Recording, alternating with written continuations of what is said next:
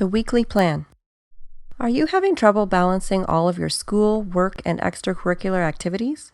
Do you feel like there isn't enough time to get everything done? Are you concerned about falling behind in your courses?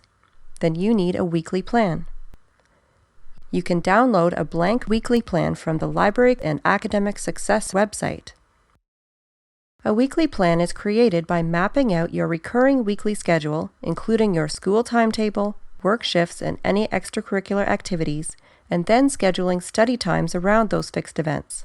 The goal of creating a weekly plan is to create a balanced routine that includes enough time for all of your school, work, and social commitments. Step 1. Start with a blank weekly plan. Days and times are already filled in. Step 2. Fill in your class times and room numbers. Color code each course so you can tell them apart. If you are also using a semester plan or reading plan, which are available on the website as well, you should use the same color coding in each plan. Step 3. Fill in the activities that will stay the same every week, such as your work shifts, fitness activities, daycare, and travel time. Step 4. Don't forget to fill in your sleeping and eating times. With all fixed activities accounted for, the remaining time is free to use for studying.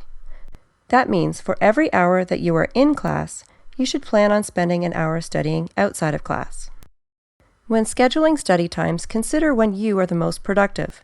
Treat your studying like a full-time job and plan to work during office hours in order to give yourself more free time on evenings and weekends. Keep in mind that some courses will be relatively easy to study for, while others will require more work. Consider which courses are the most difficult and schedule the most study times for those. Step 5. Plot the times that you would like to study for each course. Assign the same color scheme for your study time as you did for class time. For example, if your communications class was blue, then your study time for communications would also be blue.